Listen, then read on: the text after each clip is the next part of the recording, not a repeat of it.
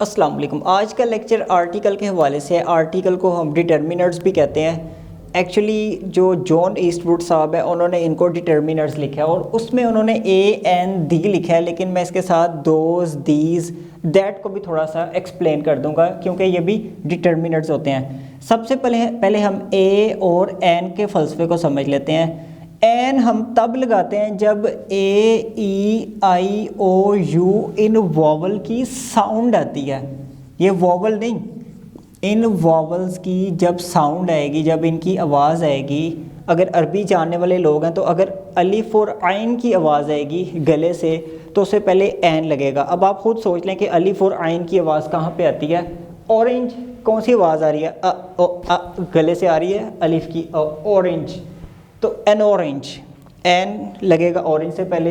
इसी तरह ऑनेस्ट है तो एच से, लेकिन ये होनेस्ट नहीं है, ये इसको अक्सर लोग होनेस्ट पढ़ देते हैं। तो इसके ऑनेस्ट होने की, इसकी ओ की साउंड की वजह से हम इससे पहले भी एन लगा देते हैं। इस तरह यूनिवर्सिटी में यू आ रहा है तो यू वाई की आवाज़ दे रहा है तो आ यूनिवर्सिटी होगा, एन यूनिवर्सिटी नहीं होगा। लेकिन इसी तरह हमारा एक और यू है, जिस तरह वोवल्स हमारे कौन कौन से हैं, ए ई आई ओ यू। एक जो हमारे पास दूसरा यू है वो है अम्ब्रेला वाला, अम्ब्रेला। तो इससे पहले हम एन लगाते हैं। क्यों? क्योंकि ये आवाज़ जो है वो अ की है, यानी कि वोवल साउंड।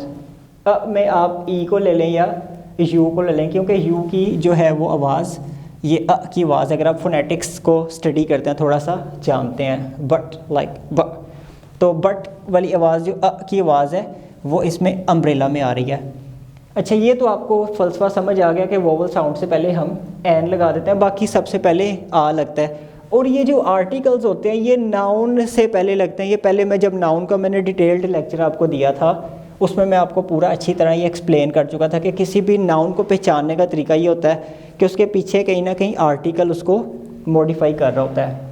अभी मैं यहाँ पे बताऊँगा भी। जैसे मिसाल के तौर पे यहाँ पे आ है तो इसके आगे बैग आ रहा है, इसका मतलब कि ये बैग किसी चीज़ का नाम है। इस तरह यहाँ पे दा आ रहा है और यहाँ पे बैग आ रहा है, इसका मतलब ये भी नाम है। पहचानना ज़रा आसान हो जाता है। अच्छा जी, इस दा को हम थोड़ा सा पहले अंडरस्टैंड कर लें कि दा क्या होता है। जब भी हम किसी नाम के साथ, किसी नाउन के साथ दा लगाते हैं तो इसमें जो पहला फ़लसफ़ा ये होता है कि जो स्पीकर और लिसनर, उन दोनों को पता होता है कि वो नाम क्या है। उन दोनों के म्यूचुअल, उन दोनों के जहन में उसका एक कॉमन म्यूचुअल मायने होता है। मिसाल के तौर पे मैं अपने स्टूडेंट्स को कहता हूँ जी वेयर इज़ द बुक। अब मेरे स्टूडेंट्स को पता है कि द बुक से मुराद सर उस किताब की बात कर रहे हैं जो सर ने हमें कोई 2-4 दिन पहले दी थी, या वो किताब है जो सर डेली पढ़ाते हैं तो वो हमने सर को किताब दे देनी है। तो द बुक से स्टूडेंट्स को भी पता है और मुझे भी पता है। जिस तरह एक आदमी आता है वो घर आके कहता है जी वेयर इज़ द की, चाबी की तरह। अब द की से मुराद उसकी वाइफ को भी पता है, उसके बच्चों को भी पता है कि ये गाड़ी की चाबी है या बाइक की चाबी है, या हो सकता है मेरी तरह साइकिल हो उसके पास तो साइकिल की चाबी। तो where is the book, the book हमने लगाया नाम से पहले, तो बुक जो था वो नाम था, उससे पहले द लग गया। यहाँ पे मैंने एक एग्जांपल लिखी है। ये अब मैं यहाँ पे आपको एक नया फ़लसफ़ा समझाने लगूँ। जब भी कोई चीज़ सेकंड टाइम मेंशन हो एक सेंटेंस के अंदर तो दूसरी दफ़ा जब हमने उसको मेंशन करना होता है तो उससे पहले हम दा लगाते हैं और पहली दफ़ा मेंशन करने से पहले आ लगाते हैं। मिसाल के तौर पे आई बॉट अ बैग, मैंने एक बैग ख़रीदा। अब बैग मैंने ख़रीद लिया, अब वो मेरे पास आ गया, तो अब मैं इस बैग की खूबी बताने लगा हूँ, यानी कि पूरी दुनिया के सारे बैगों की खूबियाँ नहीं बताने लगा, सिर्फ़ और सिर्फ अपने बैग की खूबी बताने लगा हूँ। आई बॉट अ बैग, मैंने एक बैग ख़रीदा, ये बैग अब मेरी मलकियत हो गया। अब इस बैग की मैं क्या खूबी बताने लगा हूँ, the bag was very expensive. अब ये द बैग आ गया कि वो जो बैग था बड़ा एक्सपेंसिव था, ये उसको उससे पहले द हमने लगा दिया। ये आपको चीज़ क्लियर होगी।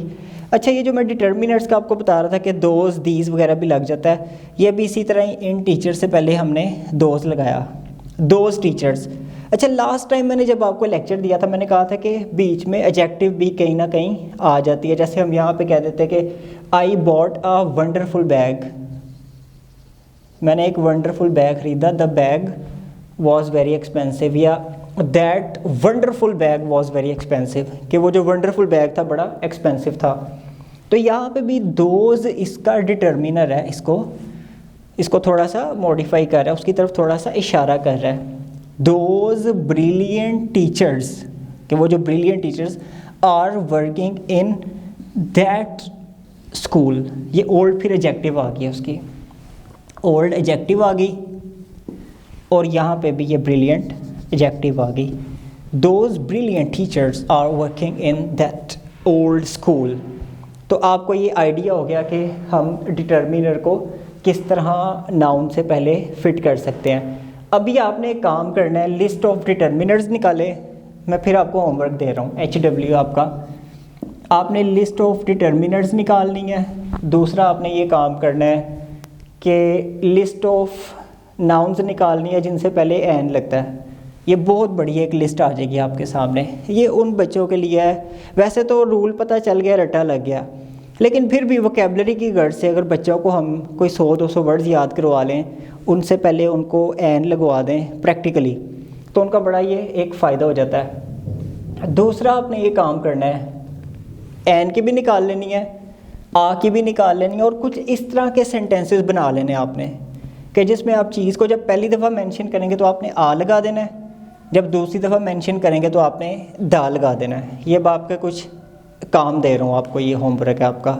और दूसरा लास्ट काम आपने ये करना है कि आपने दा के कुछ मज़ीद रूल्स निकाल लेने हैं कि ये मज़ीद किन किन चीज़ों के साथ इस्तेमाल होता है। ये एक लंबी एक्सप्लेनेशन है, ये जो एडवांस्ड स्टडी करते हैं उनको ये चीज़ को स्टडी करना चाहिए। मतलब माउंटेन से पहले आता है, या रिवर्स से पहले आता है, या होली बुक्स आसमानी किताबों से पहले आता है, या जो अलकाब होते हैं उनसे पहले आता है। वो इसकी एक पूरी की पूरी लंबी लिस्ट है, वो उसके ऊपर मैं अभी लेक्चर नहीं दूंगा, उसकी एक्सप्लेनेशन नहीं मैं दूंगा, वो आपका होमवर्क है। वो गूगल से एक पूरी तैयार शुदा चीज़ आपको मिल जाती है, उस पर वक्त ज़ाया नहीं करूँगा मैं। तो I hope you enjoyed this lecture. If you like the video, just share with your friends, and please don't forget to subscribe the channel. Take care. Allah Hafiz.